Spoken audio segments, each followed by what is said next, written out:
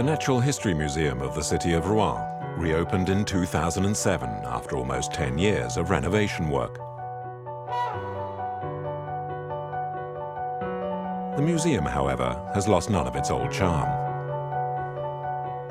It is one of the final remaining examples of what a museum was like in France at the dawn of the 20th century.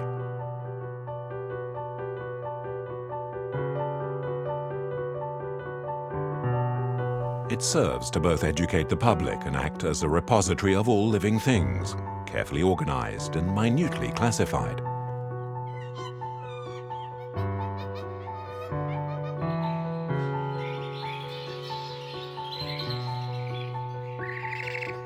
The result is a landscape of impressions and images, such as hundreds of silent birds ready to take to the wing, or an immense gorilla, which guards the entrances to the second floor.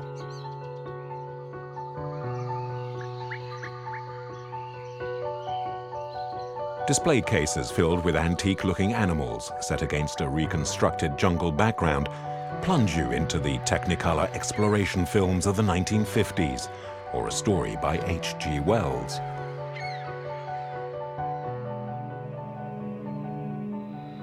And yet a small revolution is taking place here. When one of the most famous pieces in the ethnology collection was removed, the perspective harmony of the museum was broken.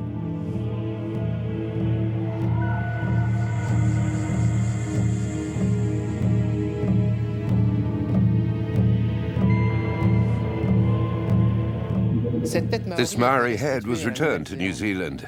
The display that you see here is a representation of it in 3D. It allows us to understand more about the artifact than when we had the head physically here in the collection in Rouen. But in order to fully understand the point of this process, you must first understand the amazing story of this Maori head.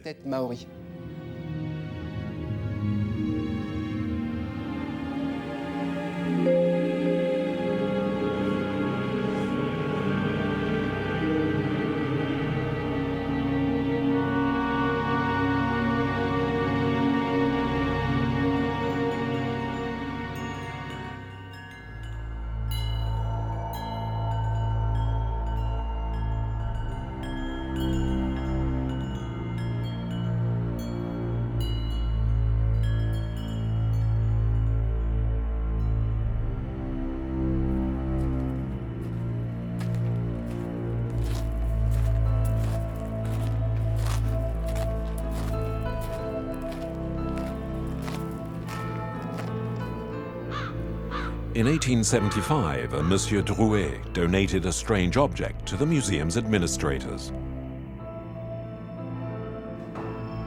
Mr. Drouet, good morning. Dear sir, I'm donating this object to you. It has brought us bad luck. The receipt from the period describes Monsieur Drouet's gift as an indigenous tattooed head of a yellow race from New Zealand. A tattooed skull, a Maori head. As to why Monsieur Drouet chose to be such a generous benefactor is unclear.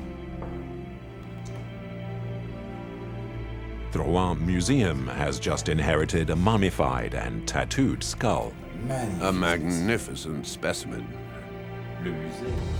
The experts later confirmed that it was in fact a decapitated head of a Maori warrior, a desirable collection piece with great value to contemporary ethnological study. For more than a century, the head was one of the main attractions of the Rouen Museum.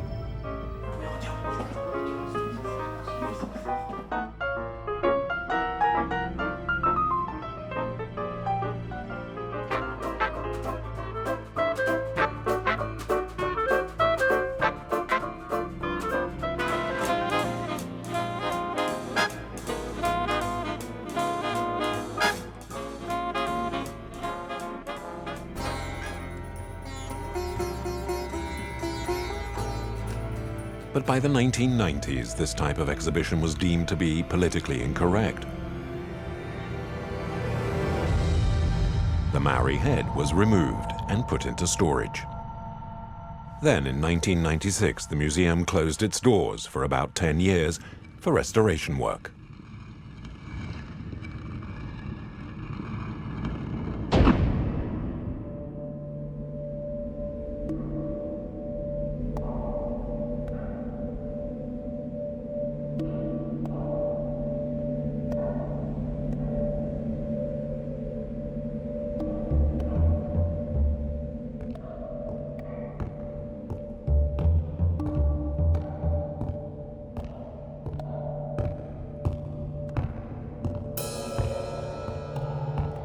In 2006, Sébastien Minchin was named the museum's director.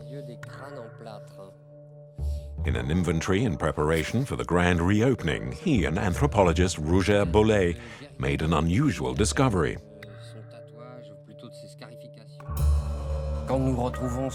When we found the Maori skull in the vaults at the Rouen Museum, it was sitting quietly in its little box, forgotten by almost everyone. I told myself there are two solutions. Either we decide that this is the kind of thing we shouldn't show to the public, like a sort of skeleton in the closet, or the alternative is to do something positive, which will also help to put the museum here in Rouen in touch with people from where this head came from. For years, New Zealand's Maoris had been asking for it to be returned. By this point, it was something of an old claim. More than 20 years had elapsed by the time we were asking ourselves, what are we going to do with it? So my first task as the newly named director of an institution categorized as a museum of France is to find myself facing some human remains that could be considered as a collection piece. It is in fact the sort of object that is at the very edge of what can be considered a collection piece, and yet is still human remains. That was my first thought. The second point is that we have an indigenous people who are asking for the head to be returned, and so it is this question which I have to confront. Will I opt to go ahead with returning the head, knowing that in France such an action has never been done before? It's a really tricky situation. Then the third point is my own personal view of this head. Seeing a skull can shock some people, but this is a real head. That is to say, obviously there is a skull, but also skin and eyes. We can make out the gaze of the deceased. There are lips, ears, the roots of hair growing out. So this emphasizes even more the fact that this is an actual human head. So I found myself caught between these three different questions, three different problems, and I needed time to come to a solution.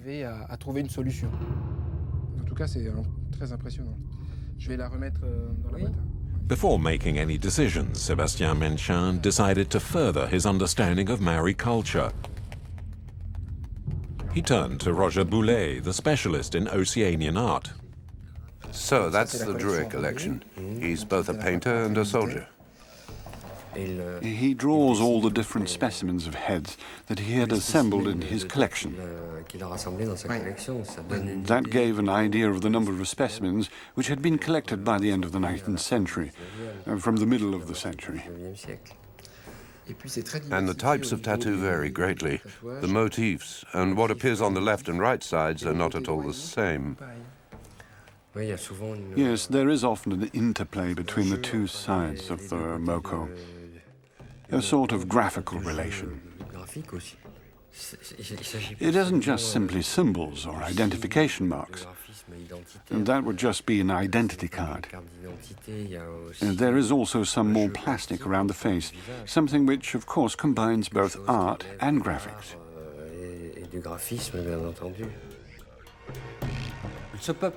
This Maori people have a long history. They are one of the many peoples of the Pacific, and these people travel. History and archaeology now describe them as people originating from Southeast Asia, specifically from the coasts of China. We can imagine what this odyssey must have been like 3,000 years ago. People began to invade the gigantic Pacific Ocean with its many islands. From this starting point, some groups headed to the farthest islands like Hawaii, Easter Island, and New Zealand, where they began to settle from approximately 800 AD. So for us, in the time of Charlemagne.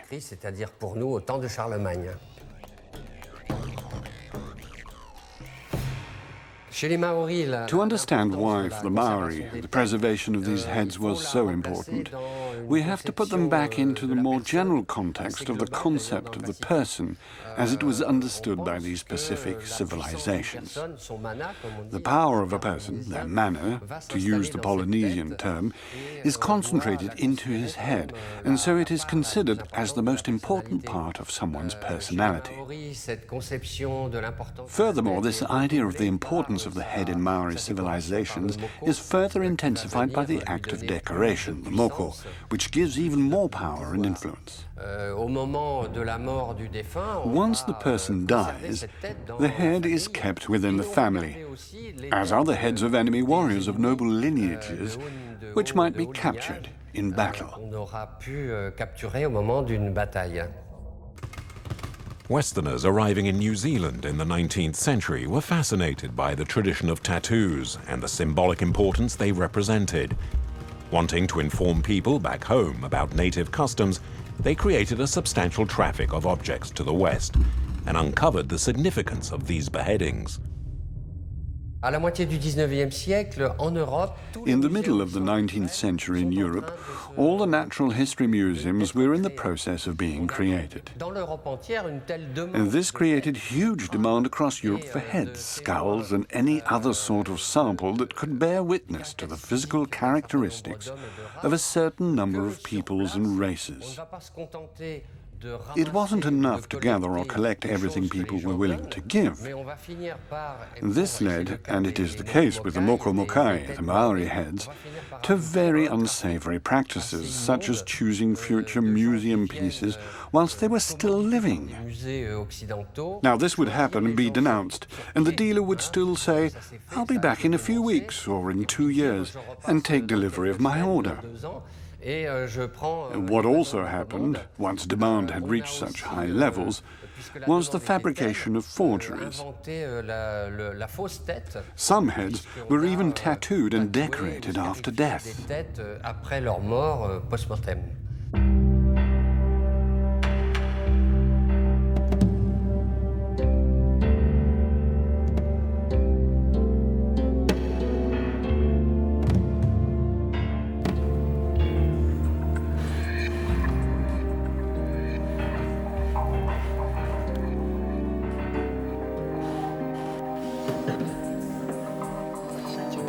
Just here, round the front. There. Yes, that's great.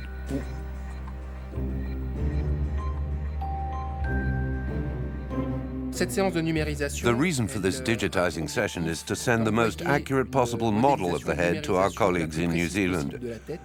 The idea is to get down to 1/10 of a millimeter so that we can discover straight away if we're dealing with an authentic Maori head or not. This is important because we know there were copies, and also with the huge volume of traffic that took place at this time, this could easily be the head of a non-Maori which was tattooed after death, or in fact even the head of a European. It would be a shame to start in motion a plan to return the head only to discover that what we actually have is a European head tattooed with Maori designs. This was the first ever head to be digitized in 3D by using an ultra-sophisticated device that operates at micron levels, called the Handyscan. We needed to be able to digitize the Maori head in order to be able to study it from every angle, inside and out, to study the tattoos in minute detail. Since we weren't able to touch the head, we calibrated the laser so it would be neither invasive nor intrusive, so as to not damage it. At the same time, we had to find a technique to take the photographic information and turn it into all the correct measurements. So it was thanks to the digitization and the system for dealing with the subsequent information that we were able to create an exact digital copy of the head. This allowed us to explore the head in the tiniest detail, from the tattoos to the thickness of the skull, and even to cut the head into pieces and sections, which was of course impossible before, as we couldn't even touch the artifact.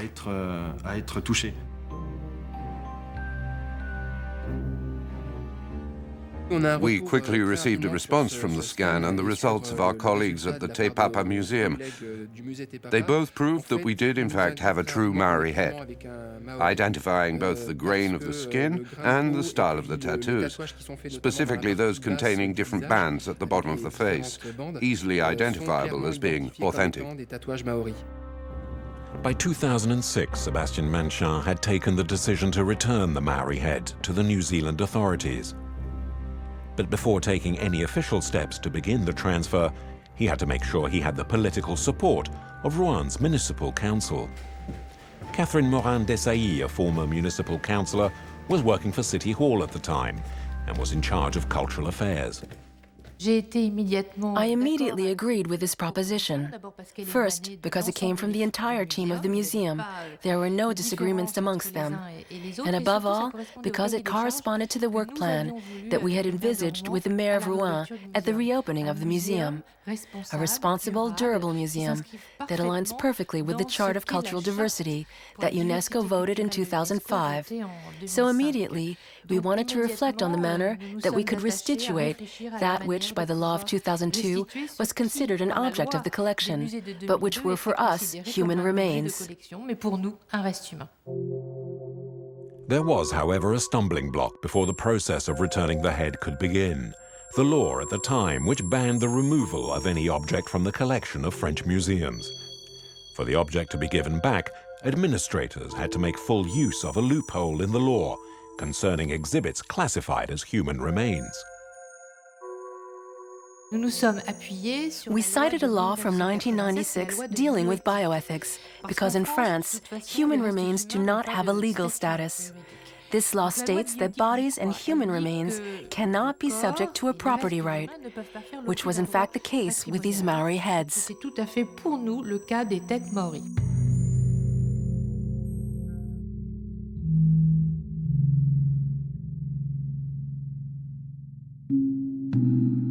The museum at Rouen, which dates back to the 1800s, had over the decades amassed a large number of human remains in its collections. For example, prehistoric bone skeletons, or more impressively, an Egyptian mummy.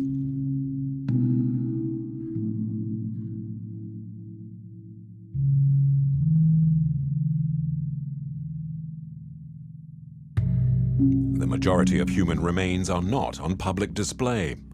In order to see them, you need permission to delve into the museum's vaults, where many surprises await.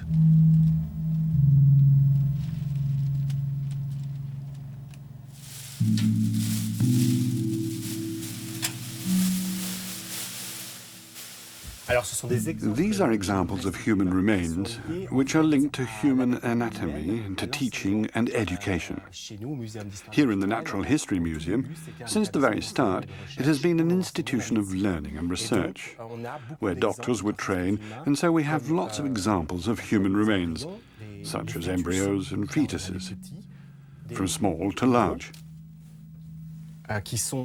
There are specimens preserved in formaldehyde or alcohol. Other specimens also exist, linked to medicine and education. And take, for example, this head. There are anatomical waxworks, actually made of wax, but others were made from people condemned to death. So in fact, they contain human remains. At first glance, we think, yes, this is made of wax, but in actual fact, underneath, there is a human being. This one, for example, came from a hanging.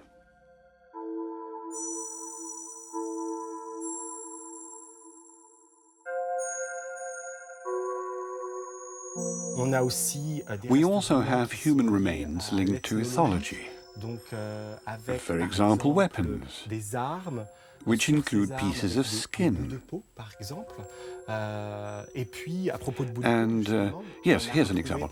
On this subject, we recently found in the archives a piece of skin of a prisoner, which was found in an envelope, with the following description: tattoos taken from the arm of the deceased during my residency. So this doctor came into possession of this small piece of skin displaying a lewd tattoo. This dates from artifacts collected by one of the first directors of the Rouen Natural History Museum, who used to study the damaging effects of tattoos. On the 23rd of October 2007, the mayor of Rouen and the museum organized a ceremony for the handover of the head, which was attended by a special Maori delegation that had made the journey from New Zealand. The ceremony was taking place in the morning in the City Hall, and the New Zealand delegation, headed by the New Zealand ambassador to France, and the Maori delegation arrived at the start of the morning. We then found out that Christine Albanel and the culture minister had blocked and refused our plans to return the head, summoning us to an administrative tribunal the next morning, where we were accused of violating the correct procedure, and that the object, being part of the historical wealth of France, should never have been removed from the collection. They are nonetheless social objects. They are ritual objects, and I think they have a very special status. You cannot consider them as just human remains, for example. The decision of the administrative tribunal fell at the end of December 2007. It decided against the return of the head, as it cited a lack of legal precedent around the status of human remains. We're not able, from a legislative point of view, to identify it as human remains, and so, as we're unable to give this answer, by default we have to call it a part of the collection. This put us at a total dead end regarding any potential of returning the head. When informed of the injunction, the Maoris, considering their mission a failure, decided to leave without ever coming face to face with the gaze of their ancestor in the Rouen Museum, as tradition would have dictated. In the museum, the feeling of disappointment was palpable, but the meeting with the Maori community had not been in vain. Their exchanges and the closer cultural ties between the two parties have borne fruit. The focus switched to another piece in the collection, a magnificent canoe figurehead brought to Rouen in the 19th century by Admiral Cecile. It's funny to see that the eyes were not completed on this part. There it's complete. Georges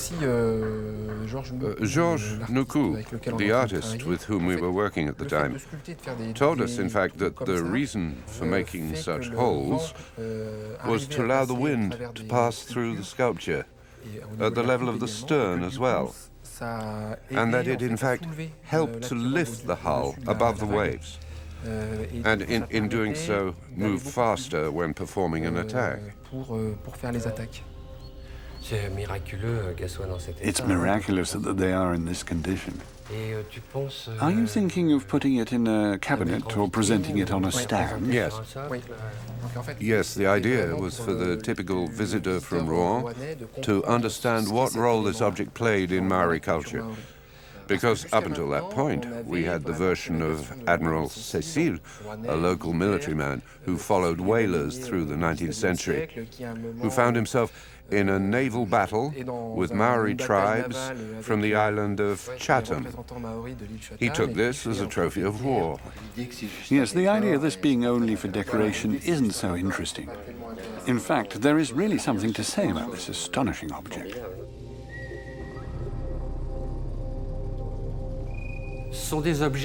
These are extremely complicated objects, not purely a piece of decoration. Even the motifs displayed on this great figurehead aren't just there for decorative purposes. They are a sort of book upon which the creation of the world is explained. how the world was created, how we passed from darkness into light, and the birth of certain characters who would go on to create the great Maori lineage. It's like a Bible for the Maoris. It tells us about the lineages and the particularities of each lineage's history. But it's very complicated, and we could easily spend hours describing the story of all these motifs and their connections.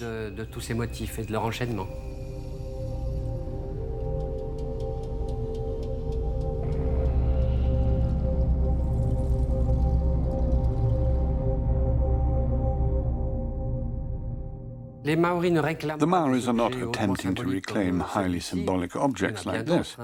There are so many artifacts that they have to prioritize what to target. What they are most concerned with at the moment, and which specifically involves us, is the problem of heads and human remains. Because for them, these are not external objects. They are completely included in society. These are people, a powerful genealogical record. As for the objects themselves, they can wait. They're not a top priority. And there's an emerging trend among all the Pacific peoples, and this is the idea of ambassadorial objects. This is growing. It's the idea that artifacts in Western museums can help the people of Rouen, of Paris, etc., discover these cultures, which are ancient and sometimes very difficult to decrypt.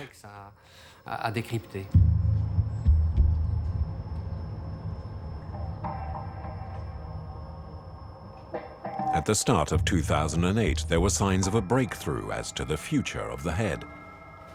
Some in the scientific community showed their support for the museum and the city of Rouen. A committee in favor of returning the artifact was established, with a paleoanthropologist, Pascal Pic, at its head.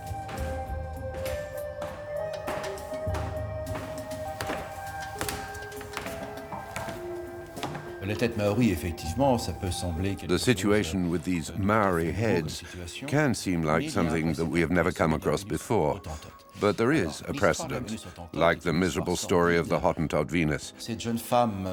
This young woman became famous for having a very full, curvaceous body, as women from Hottentots still have, very developed buttocks with lots of subcutaneous fat, as well as large genitalia. And so the Hottentot Venus appeared on stage with cabaret acts in London. Then she was bought by a Frenchman. She went on to appear at international shows, creating a spectacle both sordid and naive. At this point in time, there wasn't the idea of racism as we think of it now. She lived in squalid conditions and died quite young. But most significantly, she became the subject of a dissection performed by Georges Cuvier, a great naturalist, but not a doctor. Certain parts of her body were removed and preserved, and she was still more or less on display at the Museum of Man until the 1970s.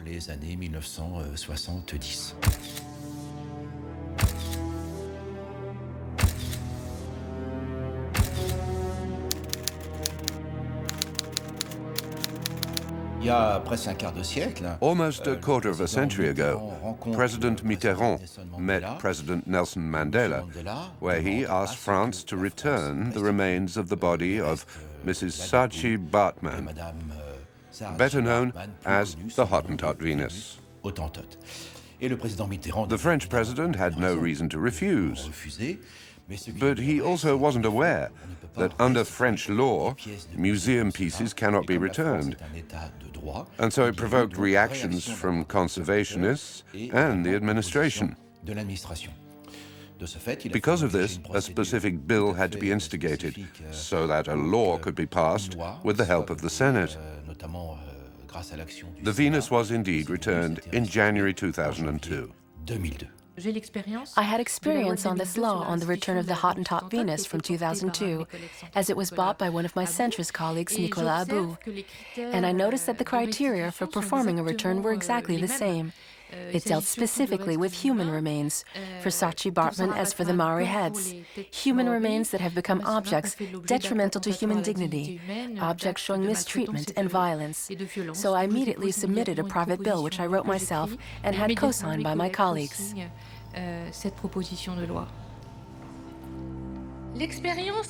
Unfortunately, experience shows us how much time is necessary before we can accept as one of us those people who appear different from us, either by their external appearance or by their customs. Charles Darwin said this in 1871, and unfortunately, it sounds just as pertinent, as the story of the Maori heads at the Rouen Museum proves.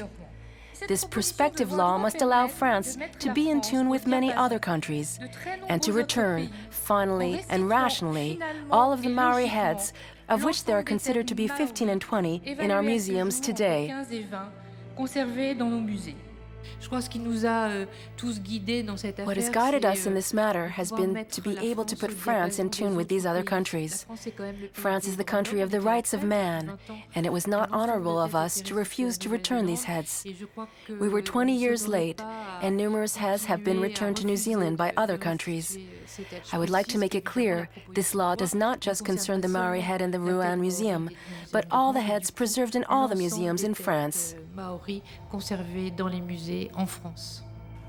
I put to the House this law in its entirety. Those who are in favor, please raise your hands. Against? Abstentions, there are none. The law is passed unanimously. Mr. Minister, you wish to take the floor.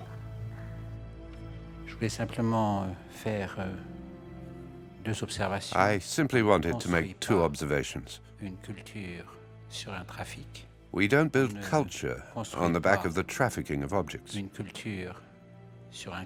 We don't build culture on crime. And I think especially on slavery. On people who found themselves caught in horrible commercial traps, such as those once practiced by Europeans.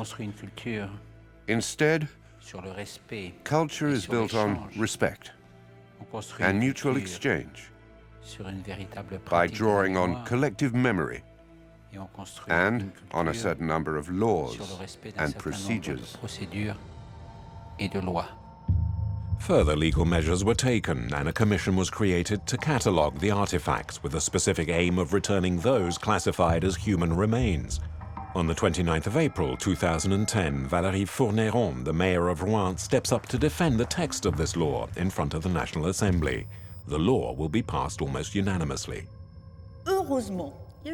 Fortunately, there were amendments added to revive the National Scientific Commission of Museums. It was indispensable. Nothing happened between 2002 with the return of the Hottentot Venus to South Africa, and now with the possible return of the Maori heads.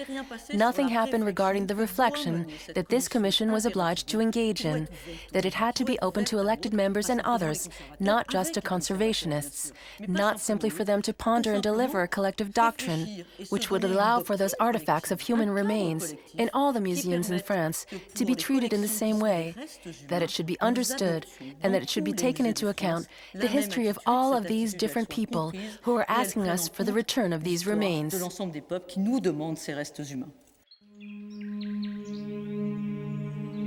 handover ceremony is just a few days away. The only information that we have is from when it arrived in the museum in 1875. So half a century after the trafficking was outlawed. The skull is about to leave the collection of the Rouen Museum forever, but one question is bothering Sébastien Menchin. Can the head reveal any more secrets? So the director decides to conduct one final examination. With the help of well-known French forensic expert Philippe Charlier, the pathologist is a seasoned professional, having already identified the remains of some of the most famous characters in French history, including Agnès Sorel, Diane de Poitiers, or King Henry IV. There are several interesting things that I found on the head. The first was that there is a lot of hair still present. It cannot be seen, but can be felt. At least a millimetre remains. On the chin, there is still a lot of hair too, which suggested that the head was probably male. It's a similar story around the mouth and eyebrow, although most of that hair had been rubbed away. However, the tooth is clearly a fake, most likely an animal tooth. We can see that the right ear had been double pierced, as had the left. Some insect damage can be seen in the mouth, the left eye socket, and even more so on the right. This one has not just been damaged by insects, but by rodents who have left marks all over the head. The advantage of studying the head using anthropological forensics is that many more scientific observations are recorded, and some historical ones too. The conclusion is that this here is the head of a male adult, young to middle-aged. This isn't an elderly person, as indicated by the condition of the teeth and the general appearance of the head overall. As with many other Maori heads or similar ones from this region, the inside was covered with clay to dry it out and stop decomposition after the head had been dried out and smoked. What Sébastien Manchin was most interested to discover was what the examination would reveal about the tattoos. On this subject, Philippe Chalier was unequivocal. Look at the tattoo. We can already say that these 4 bands, which are on the left and the right of the mouth, are the only ones made while the head was still living. All the others, those around the eyebrows, the forehead, the right-hand cheekbone, were made after death. So there's no scarring. The edges still look very fresh, very abrupt, very visible, but there is no scarring. So these are the only real tattoos. All of this here, on the nose, and here on the right side, were carried out after death.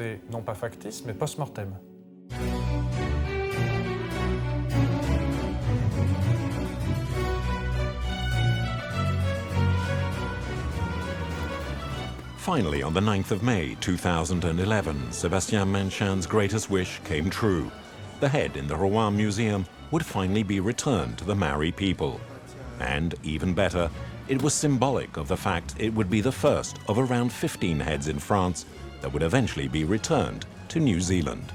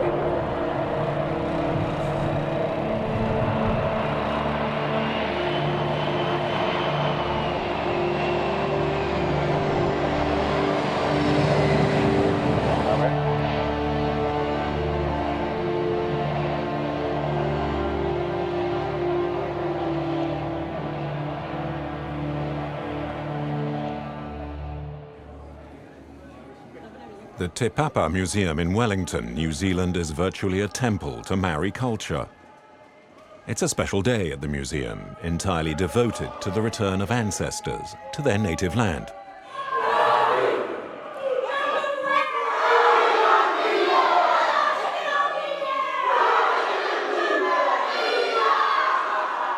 What is important in all this ceremony regarding the return of the heads is that it is a true interment. Everyone is dressed in black, the women in dresses, and the atmosphere is that of an actual funeral. This is the moment to be the most dignified possible, the most respectful possible, with regard to what's going to happen in the coming minutes.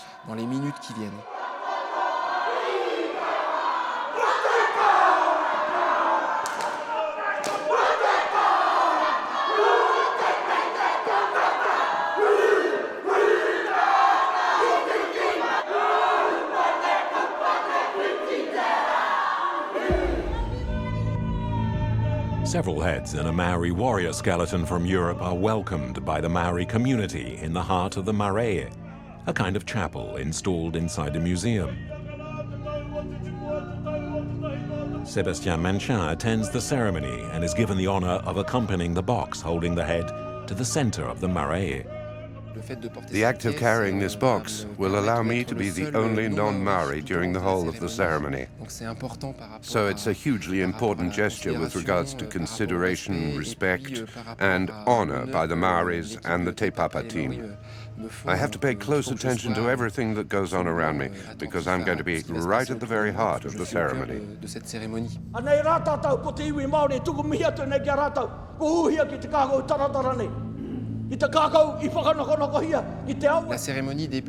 ceremony begins after the haka with speeches from different tribal chiefs, which are very tough when we don't have the translation. The chiefs shout in the marae.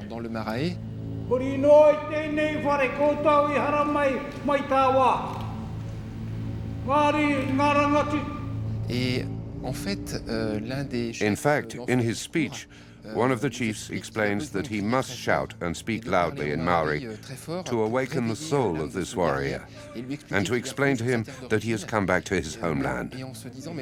He no longer knows how to speak Maori. It has been so long since he last spoke it.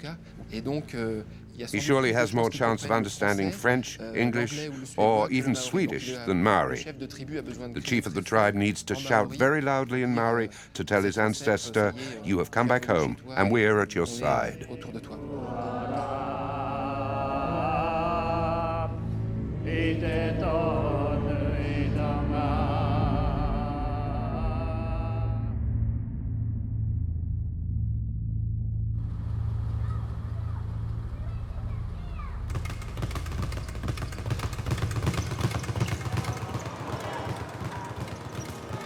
Now accepted into the Maori community in New Zealand, Sébastien is able to have a good look around the Te Papa Museum.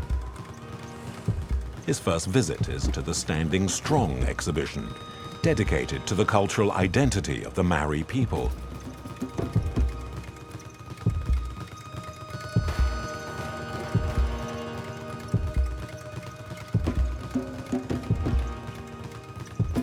This exhibition is very symbolic, as it will also be shown at the Quai Branly Museum in Paris, to mark the final ceremony when all the remaining heads kept in French museums will be returned to Te Papa.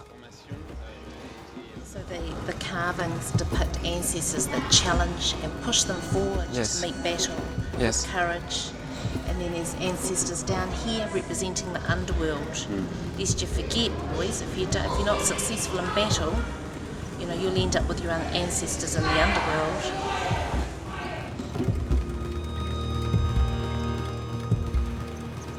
Once the visit is over, Sébastien meets with Te Herekiki Herewini, who is in charge of returning objects at Te Papa.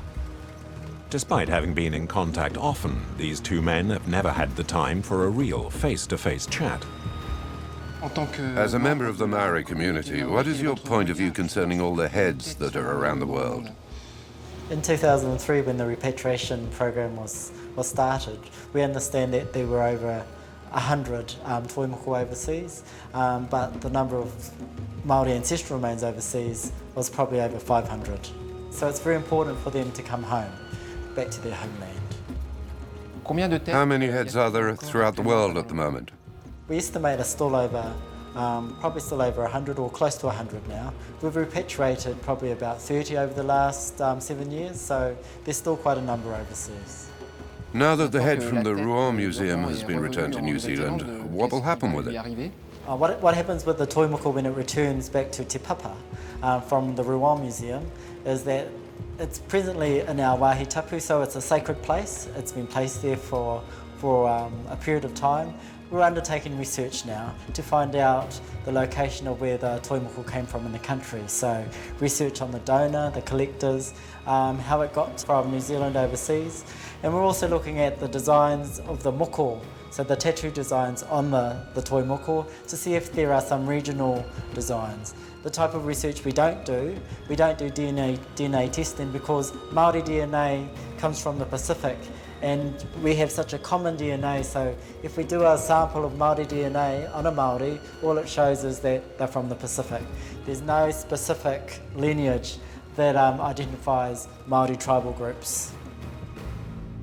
And what will happen if the original tribe cannot be found? What we are undertaking at the moment is having hui, or meetings around the country with the different tribal groups, to look at what happens with unprovenance koiwi tangata, and so with unprovenance skeletal remains. So what we hope to do is achieve at the end of these discussions is a final resting place, so a place where these ancestors may be buried and supported by all the tribal groups. Sebastian wondered who among the Maoris could make sense of the tattoos. The response from the Te Papa Museum was unanimous: Mark Kopua.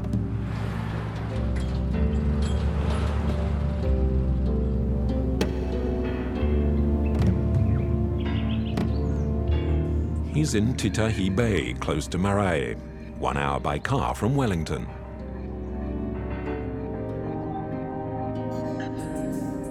As promised, Mark knows how to make these tattoos come to life, how to revive the warriors.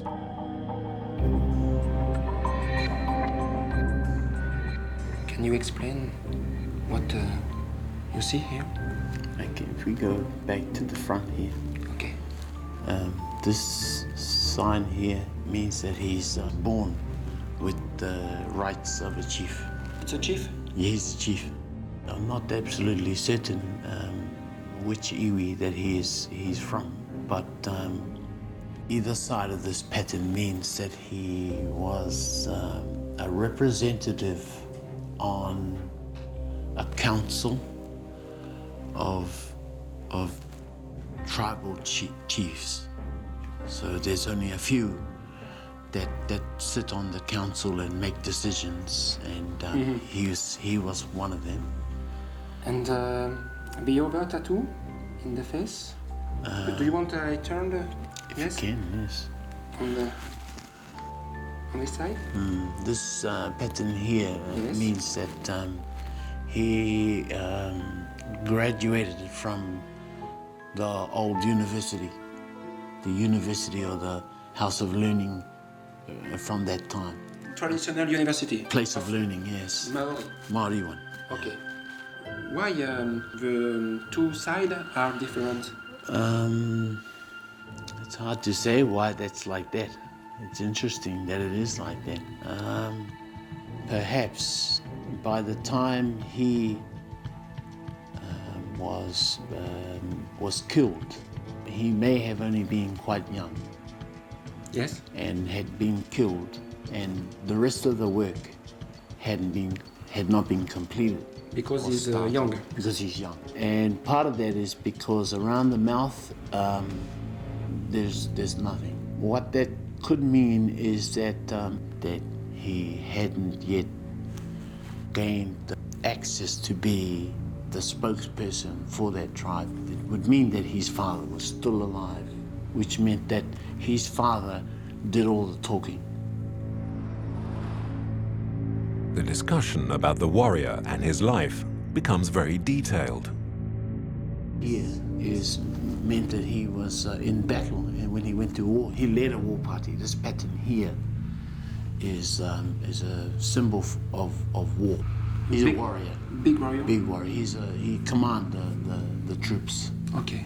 And this side is over tattoo? I think that in here it actually shows that he was a father. He had children. He had children. 1, 2? It doesn't. It looks like one. At there. How do you see this? This little piece here, coming out there.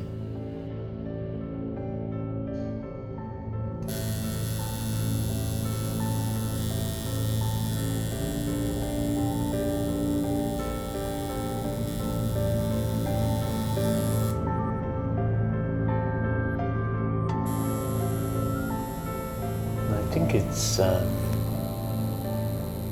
good that he's come home.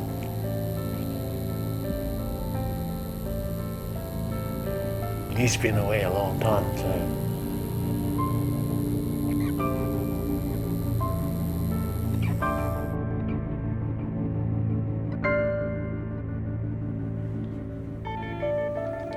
Three boys. The mum. Yes. And that's a symbol for family. Family. And there, as well as here. This is your journey.